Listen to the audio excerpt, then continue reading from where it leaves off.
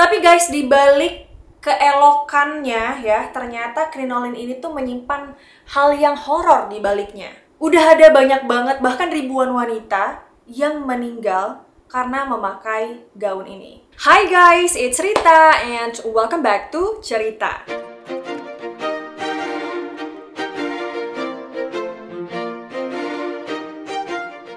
Di video kali ini aku pengen banget ngebahas soal fashion karena fashion is my passion. Aku ada wedding boutique. Nah, ini sekalian promosi ya. Jadi buat kalian yang stay di Pekanbaru, aku ada boutique namanya Nurmaliza di Jalan Unggas. Jadi buat yang lagi cari dress atau gaun untuk pernikahan ataupun acara-acara lainnya, boleh banget datang ke butik aku di Jalan Unggas atau cek aja Instagramnya nurmaliza.id. Nah, ngomong-ngomong soal fashion, aku sendiri kiblat fashionnya adalah Y2K atau fashion tahun 2000-an. Karena menurut aku fashion tahun segitu adalah fashion the best. Let's say film-film kayak Mean Girls, terus apalagi ya, ya pokoknya film-film remaja-remaja yang kayak gitu tuh yang tahun 2000-an itu mereka fashionnya oh my god, bagus-bagus banget. Jadi mostly baju-baju aku yang aku beli atau yang aku punya itu memang kiblatnya itu adalah fashion tahun 2000-an gitu ya. Emang agak kuno sih, tapi ya I love it. Tapi kita nggak akan ngebahas soal Y2K fashion. Sepertinya kalau udah lihat di thumbnail dan juga judul, kita akan ngebahas fashionnya di era Victoria. Karena menurut aku pada abad ke-19 di eranya Ratu Victoria, fashionnya itu bisa dibilang sangat-sangat unik, berkarakter, ekstrim juga ya, dengan ciri khas pinggang ramping ya, karena pakai korset yang sangat ketat dan juga rok yang kembang gitu kan. Gaun-gaun seperti ini nih biasanya dipakai oleh wanita Inggris pada masanya untuk jamuan makan malam ataupun pada saat pesta dansa. Dan orang-orang yang pakai gaun-gaun ini pun ya adalah orang-orang yang berasal dari kaum elit. Gaun era Victoria, yakni dimulai dari 1800-an hingga 1901, para wanita pada zaman itu mengenakan pakaian dalam yang disebut dengan krinolin. Pakaian dalam ini adalah sejenis petticoat atau rok dalaman yang biasanya dipakai di bawah gaun. Dan sampai zaman sekarang pun orang-orang masih mengenakan petticoat ini ya teman-teman. Aku juga sendiri di wedding boutique aku ada dress-dress yang kayak ball gown gitu, pastinya kita menggunakan petticoat. Nah, dulu itu krinolin terbuat dari rambut kuda dan jadi salah satu item fashion paling trendy pada zaman kekuasaan Ratu Victoria. Dan krinolin ini bentuknya kayak struktur rangka gitu ya, dan juga bahannya sangat-sangat kaku. Dan krinolin ini bikin dress atau gaun jadi kelihatan lebih mewah, lebih cantik, lebih elegan gitu ya. Apalagi ditambah mereka itu baju atau gaunnya itu berlapis-lapis gitu. Dan sebenarnya kalau kita perhatiin agak mirip apa sih tempat kurungan ayam itu loh. Nah, sebenarnya apa sih tujuan wanita pada zaman itu memakai krinolin? Tujuannya adalah supaya wanita-wanita bisa terlihat lebih ramping, ya kan, karena kan roknya kembang, jadi kan pasti pinggangnya jadi kelihatannya lebih ramping dan juga kelihatan lebih elegan. Model yang digunakan juga sangat-sangat berkelas ya, dan memiliki bahan yang sangat beragam seperti dibordir, terus ada banyak hiasan pita dan juga renda-renda. Saat wanita Inggris memakai gaun ini akan terlihat ramping karena desain bagian atas gaun sampai dengan pinggang dibuat seperti jam pasir. Pada perkembangannya, rambut kuda digantikan dengan katun yang dipadatkan. Kemudian diganti lagi dengan bahan metal dan dibentuk seperti kandang seperti yang kita ketahui sekarang ini. Krinolin ini dipakai di bawah rok dalaman, lalu dilapis lagi dengan rok atau gaun. Tapi guys, di balik keelokannya ya, ternyata krinolin ini tuh menyimpan hal yang horor di baliknya. Gaun ini tuh sampai-sampai memiliki sebutan dressed to kill. Karena sebenarnya orang yang memakai gaun ini tuh sangat-sangat tersiksa dan dianggap bisa membunuh secara perlahan. Dan ternyata guys, dalam sejarah udah ada banyak banget, bahkan ribuan wanita yang meninggal karena memakai gaun ini.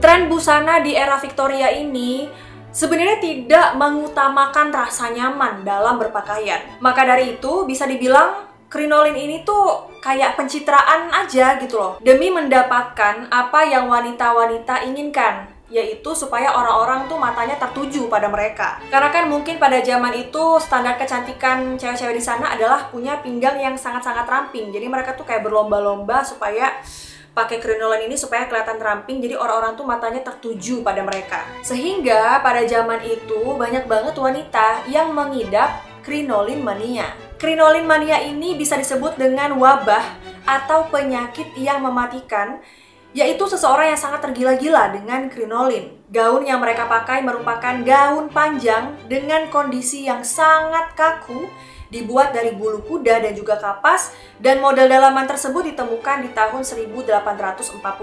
Menurut para sejarawan fashion, ada sebuah nama yaitu farthingale yang dibuat oleh Spanyol di abad ke-16, yang mana farthingale ini merupakan pendahulu dari crinoline. Rok yang lebar dan memiliki volume ini sangat disukai oleh para wanita di Spanyol. Bahkan Ratu Kastil Joanna sangat bangga saat dia memperkenalkan busana tersebut di istananya. Dan crinoline sendiri dikenal oleh Inggris saat istri pertama dari King Henry ke-8 memakai farthingale yang dibuat dari rotan. Di tahun pertama pada 1800-an, roknya itu dikembangkan lebih besar dan juga lebih bulat. Para wanita yang menyukainya melebarkan rok bagian bawah dengan menambahkan lapisan-lapisan yang ada. Dan hal ini tuh bikin gerakan wanita jadi terbatas. Dan tentunya bikin mereka jadi sangat-sangat tidak nyaman. Duh guys, kebayang gak sih pakai dress dengan segitu banyaknya lapisan di dalam roknya, itu pasti berat banget ya. Makanya pada saat crinoline ditemukan,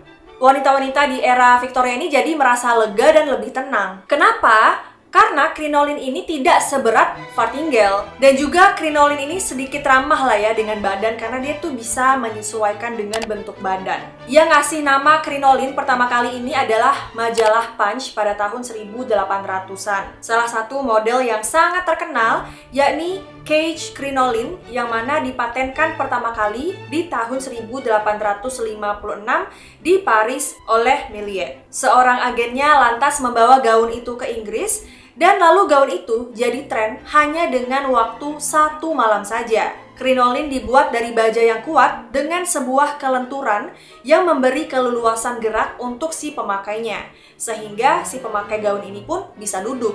Akhirnya crinoline diproduksi secara besar-besaran, dan wanita manapun boleh ya pakai crinoline ini, nggak cuma wanita yang kastanya tinggi aja, tapi semua wanita tuh boleh. Bahkan untuk kegiatan sehari-hari pun mereka tuh pakai crinoline teman-teman, tapi crinoline yang lebih kecil ya.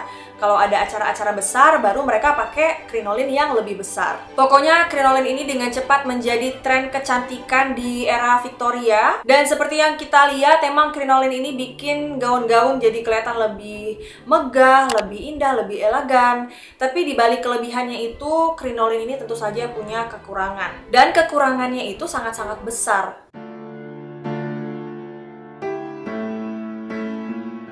Yang pertama, kekurangannya, gaun ini tuh nggak bisa dipakai saat musim panas.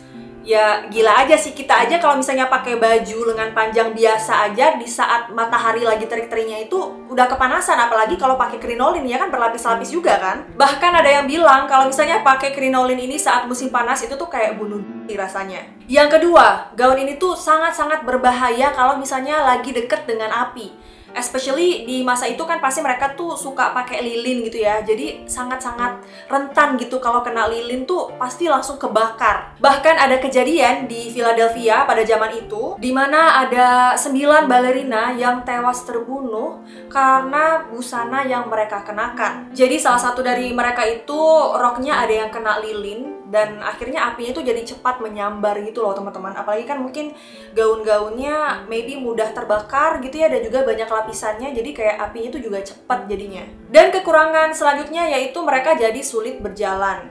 Ya mungkin walaupun gaunnya itu sudah dimodifikasi dengan crinoline, karena kan kalau yang farthingale itu kan dia lapisannya banyak gitu ya, jadi mungkin berat banget. Dan crinoline ini kan lebih ringan gitu ya, tapi tetap aja kan masih berlapis-lapis, jadi ya pasti ada terbatas lah gitu ruang gerak mereka. Dan resiko kematian pun juga sangat tinggi kalau misalnya pakai gaun ini, karena ternyata gaun itu terbuat dari bahan yang mudah terbakar. Bahkan guys, yang tercatat dalam sejarah nih, gak kurang dari 3.000 wanita tewas terbakar karena gaun crinoline ini. Jadi karena bahannya ini, kalau misalnya kena percikan api dikit aja, itu akan langsung menyebar dan juga membakar dalam hitungan detik. Gila ya, nggak kurang dari 3.000 wanita loh terbakar gara-gara gaun ini. Pada 1858, ada seorang wanita asal Boston yang tewas terbakar saat rok yang dikenakannya terkena api dari perapian di rumahnya. Lalu pada 1863, seorang pelayan tewas akibat luka bakar setelah gaunnya terkena api saat dia ingin mengambil seperangkat alat makan di dapur. Kasus yang gak kalah mengerikan adalah kasus 9 balerina yang tadi itu loh teman-teman, yang tewas terbakar karena roknya tuh kena lilin pada saat mereka perform lagi. Sementara itu di Inggris dilaporkan ada 19 kematian akibat krinolin yang terbakar hanya dalam kurun waktu 2 bulan. Api yang menyebar begitu cepat membuat mereka ini tidak sempat untuk menyelamatkan diri maupun meminta pertolongan. Sementara pada Februari 1863, krinolin yang dipakai Margaret Davy, seorang pelayan dapur berusia 14 tahun, terbakar karena api tungku yang menyambar tubuhnya. Dan dia pun tewas seketika. Di sisi lain, para wanita yang menyaksikan peristiwa tragis itu juga nggak berkutik ya. Ya gimana mau nolong, kan mereka juga pakai baju krinolin juga kan, jadi mereka juga pasti takut akan tersambar apinya. Ya akhirnya mereka cuma bisa terpaku dan menyaksikan peristiwa naas tersebut. Nah kayaknya wanita zaman sekarang itu pasti jadi ngerasa lega banget ya teman-teman, karena krinolin ini bukan lagi benda wajib yang harus dipakai. Karena kejayaan krinolin lenyap di akhir era 1900-an dan sekarang hanya dipakai untuk acara tertentu seperti pertunjukan teater, karnaval, atau pesta kostum. Dan bahannya pun dibuat dari material yang lebih nyaman dan tidak mudah terbakar. Sebenarnya pas aku baca-baca dari sejarah krinolin ini, aku jadi kayak tersadar gitu, kayak oh my god, betapa wanita itu adalah makhluk Tuhan yang sangat indah gitu ya. Bahkan dari zaman dulu pun wanita-wanita ini sudah merias ya kan, harus terlihat cantik. Banyak banget gitu effort-effort yang dilakukan oleh para wanita supaya terlihat menawan. Mungkin kayaknya kalau cewek-cewek zaman dulu mindsetnya mereka itu menyiksa diri sendiri untuk terlihat cantik supaya bisa menarik lawan jenis kali ya. Ya kan, supaya ada bangsawan yang mau sama mereka. Especially buat wanita-wanita yang kastanya itu menengah ke bawah, mereka kan pasti pengen merias diri ya kan, pengen terlihat cantik supaya bisa kenalan dengan cowok-cowok yang kastanya lebih tinggi. Atau enggak para bangsawan lah gitu, untuk menaikkan derajat mereka juga. Tapi kalau wanita zaman sekarang, kayaknya kita sudah tidak lagi berdandan untuk pria. Kayaknya kita berdandan untuk diri kita sendiri, ya gak sih? Karena to be honest, aku kayak gitu. Kalau misalnya aku pakai makeup, aku dandan, aku pakai baju yang bagus, pakai tas yang cantik, terus pakai parfum yang wangi, bukan untuk impress laki-laki, tapi adalah kepuasan diri sendiri. Karena tuh kayak ngelihat diri sendiri bagus gitu kalau misalnya lewat di mall, ada kaca, terus kayak oh my god, I'm so pretty. Oh my god, aku lupa bilang, ini bukan tato ya teman-teman, ini tuh stiker ya. Aku beli di Shopee karena murah banget, cuman 5.000 gitu. Pas aku belanja di Shopee terus ngeliat ini kayak kayaknya boleh nih buat ngeprank teman. Akhirnya ya udah aku beli dan aku coba pakai, dan ternyata agak mirip, memang mirip tato ya. Dan tapi tenang, aku nggak ada niat buat mentato sih, sebenarnya ini cuma buat ngeprank doang. But anyway, walaupun krinolin ini kelihatannya sangat-sangat menyiksa sekali ya, jujur li, aku masih berpikir kalau gaun-gaun era Victoria itu sangat-sangat cantik dan juga unik banget. Dan kalian nyadar gak sih, wanita zaman dulu itu mereka tuh lebih effort untuk menunjukkan kecantikannya daripada wanita zaman sekarang. Contohnya, wanita zaman dulu tuh sampai pakai krinolin, terus mereka juga selalu hairdo ya, rambutnya disanggul, terus juga setiap hari tuh pakai baju yang berenda-renda, yang berlace kayak gitu-gitu. Sedangkan wanita zaman sekarang ini ya effortless banget gitu, pakai tank top aja, pakai jeans udah gitu ya kan, rambutnya juga nggak perlu diapa-apain, tinggal dilurusin atau enggak dicatok curly atau dicatok lurus juga udah. Aku jadi kayak ngebayangin gitu loh kalau misalnya suatu saat nanti bakalan ada tren kecantikan yang kayak era Victoria, tapi nggak semenyiksa itu ya, pakai krinolin yang sampai korsetnya ketat banget sampai organ dalam tubuh tuh berpindah, nggak kayak gitu juga. Cuman maksudnya kayak effortnya itu kayak gitu, yang bajunya tuh cantik-cantik, pakai gaun panjang yang lucu-lucu gitu, terus juga pakai aksesoris yang banyak, terus rambutnya juga di hairdo setiap hari. Aduh, aku tuh sebenarnya pengen ya kayak gitu loh. Kalian ngerti gak sih? Mungkin karena aku tuh suka dengan fashion, suka dengan style, jadi aku suka kalau misalnya ada orang yang stylish gitu. Dan karena kebanyakannya orang zaman sekarang itu suka dengan sesuatu yang simple, jadi kalau misalnya aku pakai sesuatu yang menurut mereka beda, pasti dianggapnya tuh aneh. Well guys, kayaknya kalau udah ngebahas soal fashion dan style, mulut aku tidak akan bisa berhenti mengoceh, jadi maafkan, but aku suka banget dengan pembahasan kita kali ini. Kasih tahu aku pendapat kalian apa ya tentang krinolin di kolom komentar.